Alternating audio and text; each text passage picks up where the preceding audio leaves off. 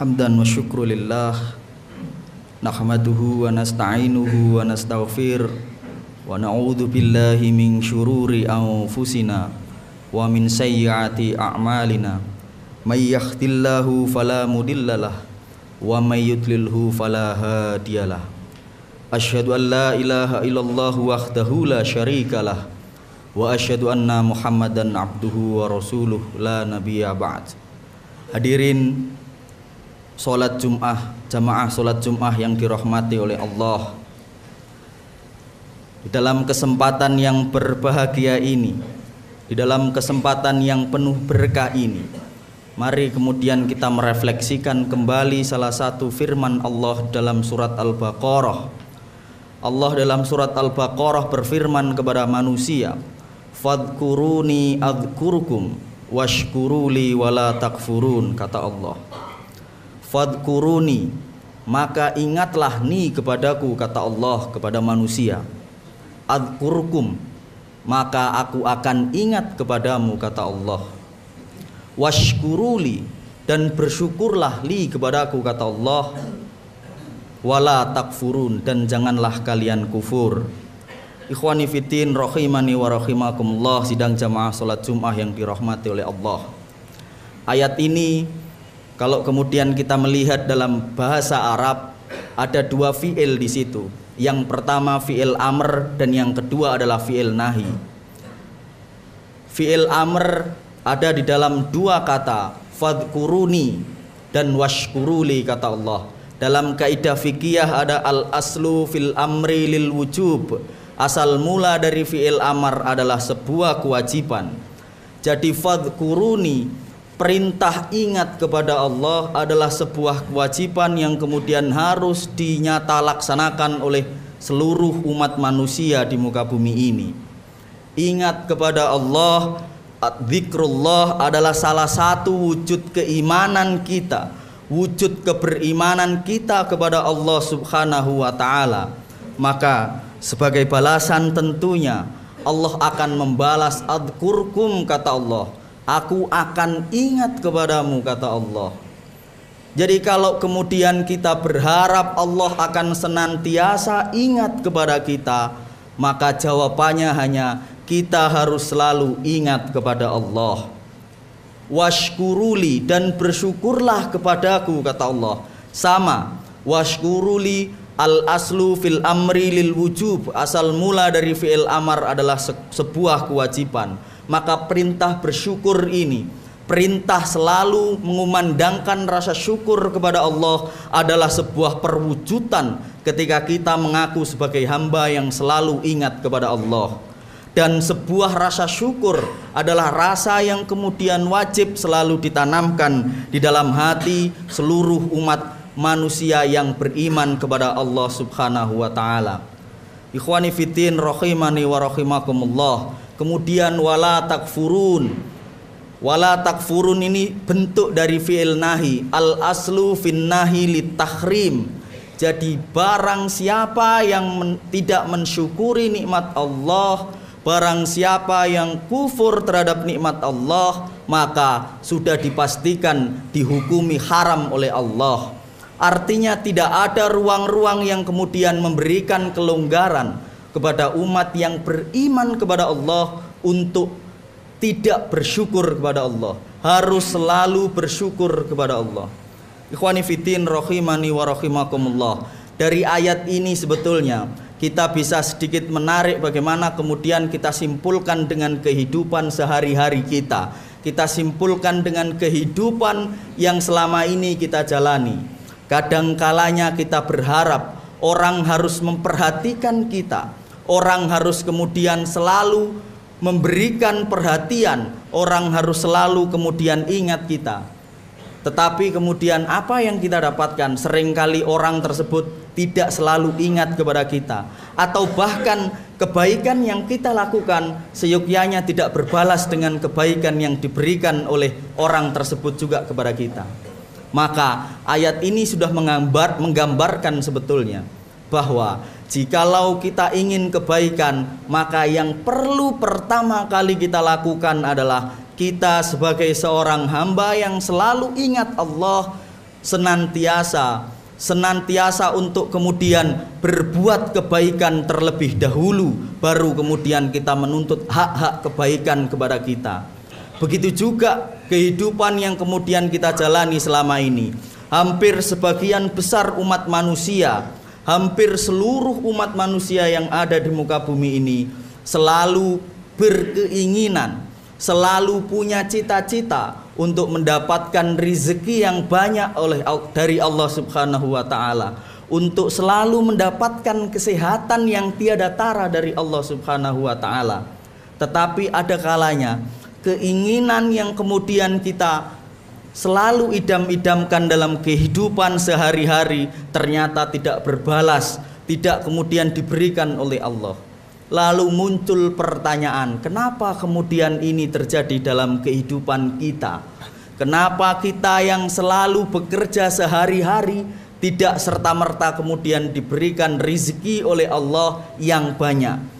Tidak serta-merta kemudian diberikan oleh Allah balasan yang setimpal seperti apa yang kemudian kita inginkan? Jawabannya ada dalam firman Allah juga, bahwa Allah tidak akan merubah suatu kaum sebelum kaum tersebut merubah dirinya sendiri. Innallaha la yughayyiru ma biqaumin hatta yughayyiru ma bi anfusihim. Ikhwani fiddin rahimani wa rahimakumullah. Dhamir him di sini kembali kepada jiwa kita. Bila Allah belum memberikan sesuatu sesuai dengan keinginan kita, maka kemungkinan ada yang salah dengan jiwa kita, kemungkinan ada yang salah dengan pribadi, atau kemungkinan ada yang salah dengan akidah kita. Maka sebelum kemudian kita minta yang lebih kepada Allah, yang paling utama adalah bagaimana kemudian kita menyiapkan pribadi kita, bagaimana kemudian kita memperbaiki jiwa kita, bagaimana kemudian kita memperbaiki kualitas keimanan kita, baru kemudian kita berhak untuk berharap lebih dari Allah Subhanahu wa taala. Ikhwani fiddin rahimani wa rahimakumullah. Alhamdulillah kita sudah memasuki bulan Hijriah, atau kita baru saja melewati tahun baru Hijriah, dimana kalau kemudian kita sering belajar sirah nabawiyah, sering belajar tentang pelajaran-pelajaran sejarah Nabi, maka tahun Hijriah ini adalah tahun yang dimulai dari hijrahnya Rasulullah dari kota Mekah ke kota Madinah. Ikhwani fiddin rahimani wa rahimakumullah. Banyak kemudian dari teman-teman kita atau bahkan kita yang menjadi bagian selalu melaksanakan, selalu memperingati tahun baru Hijriah sebagai hari besar Islam, tanpa kemudian kita mampu memunculkan hikmah-hikmah apa saja yang bisa kita ambil dari perjalanan hijrahnya Rasulullah dari kota Mekah ke kota Madinah. Ikhwani fiddin rahimani wa rahimakumullah. Ada beberapa catatan yang kemudian kita bisa jadikan sebagai hikmah dari perjalanan hijrah yang dilakukan oleh Rasulullah dari kota Mekah ke kota Madinah. Yang pertama, hijrah adalah sebagai sebuah perjuangan untuk memperjuangkan agama yang kita yakini kebenarannya. Ini yang kemudian penting untuk kita laksanakan.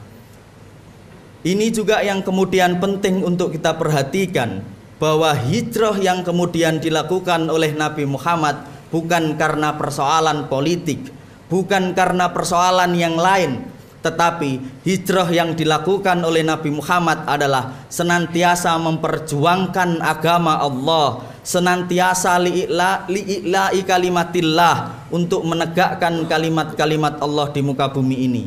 Ini hijrah yang kemudian perlu kita maknai dalam kehidupan sehari-hari. Yang kedua, hijrah adalah sebuah upaya untuk mewujudkan persatuan dan kesatuan. Ikhwani fiddin rahimani wa rahimakumullah. Kita melihat bagaimana kemudian sejarah perjalanan hijrah yang dilakukan oleh Rasulullah.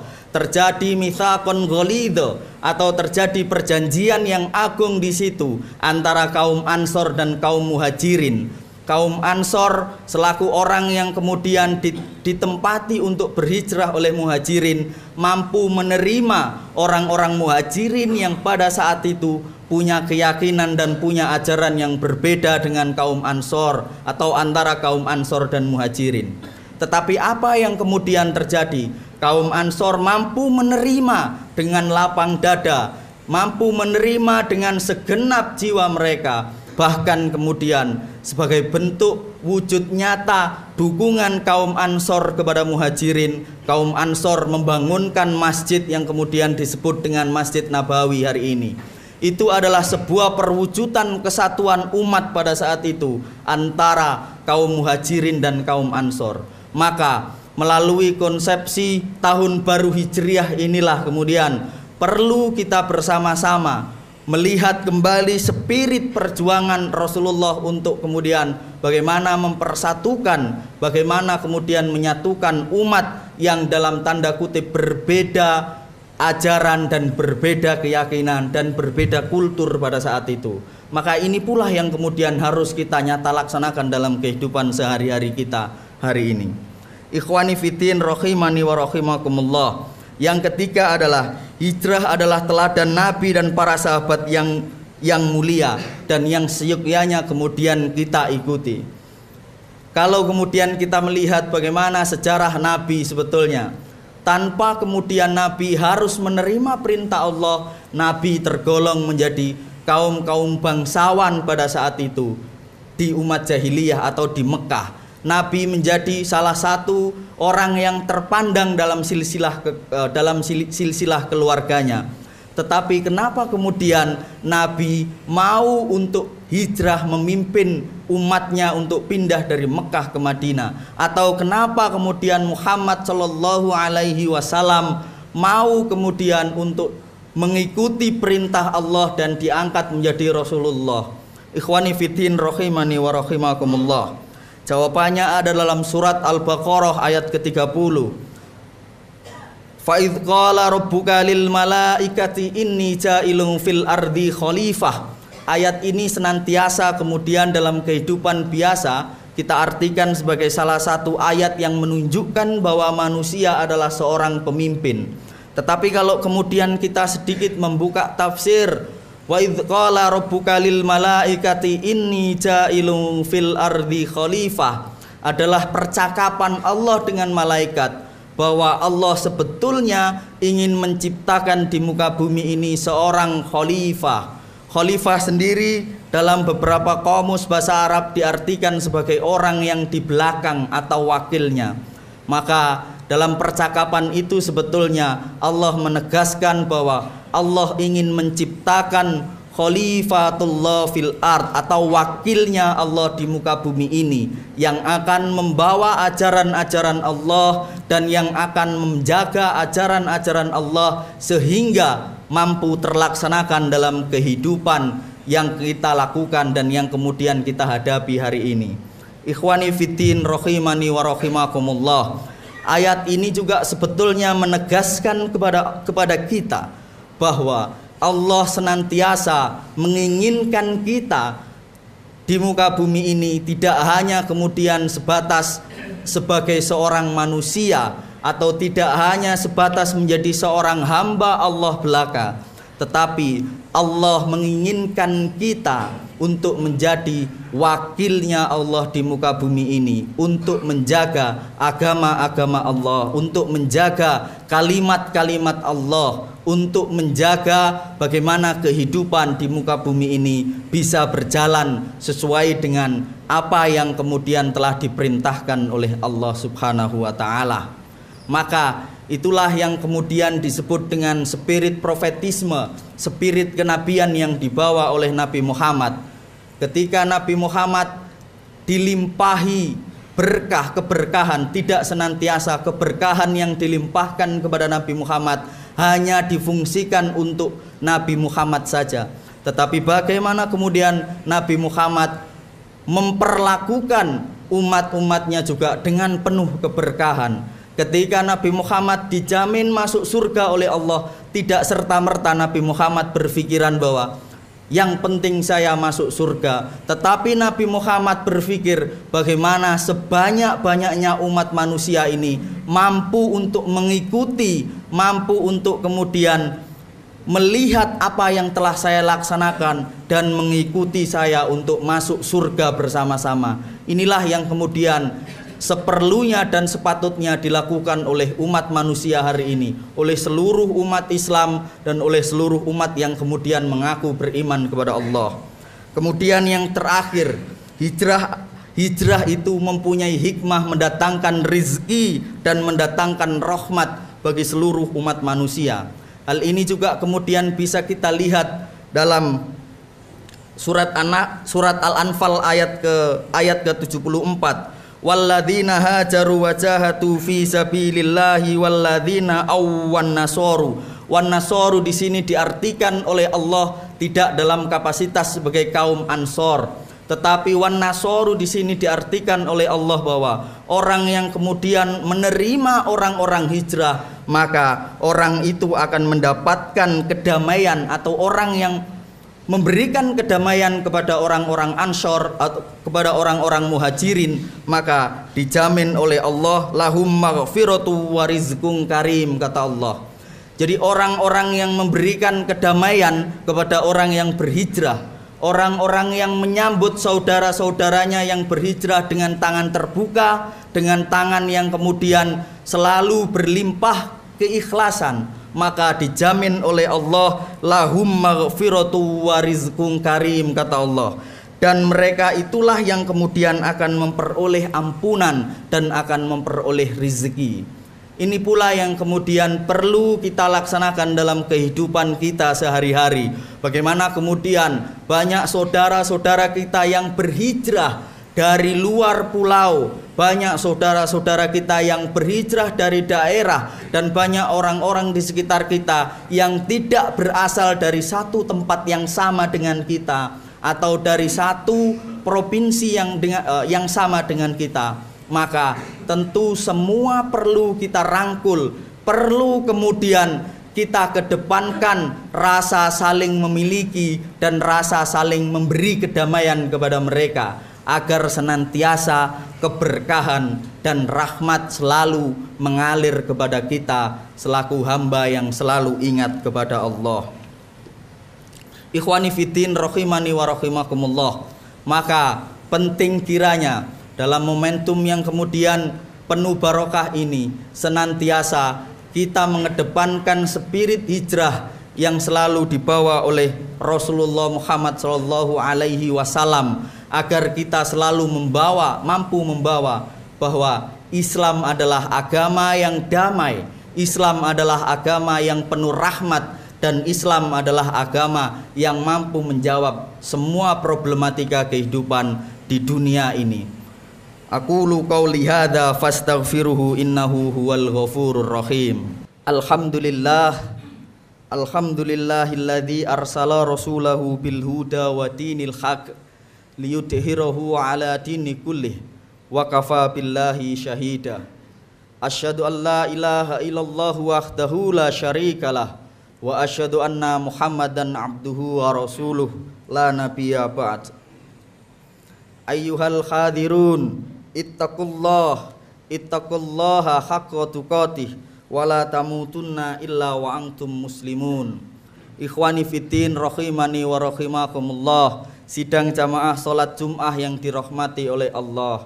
Di dalam momentum atau di dalam kesempatan khutbah yang kedua ini, mari kita senantiasa selalu melipat gandakan rasa syukur kita kepada Allah, selalu senantiasa melipat gandakan keimanan kita kepada Allah, dan selalu menancapkan keimanan ataupun rasa ingat dalam hati kita kepada Allah Subhanahu wa ta'ala. Bismillahirrahmanirrahim. Allahumma sholli ala Muhammad wa ala ali Muhammad kama shallaita ala Ibrahim wa ala ali Ibrahim fil alamina innaka Hamidum Majid. Allahumma ghafir lil muslimina wal muslimat wal mu'minina wal mu'minat al ahya'i minhum wal amwat innaka qaribum mujibu da'wat. wala qadiyal hajat. Allahumma izzal Islam wal muslimin. Rabbana atina min ladunka rahmah wa hayyi' lana min amrina rasyada. Rabbana la tuzigh qulubana ba'da idh hadaitana wa hab lana min ladunka rahmah innaka antal wahhab. Rabbana atina fid dunya hasanah wa bil akhirati hasanah wa qina adzabannar. Ibadallah, innallaha ya'murukum bil adli wal ihsan wa ita'idzil qurba wa yanha 'anil fakhsya'i wal munkar wal baghi ya'idukum la'allakum tadhakkarun. Wala dzikrullahi akbar.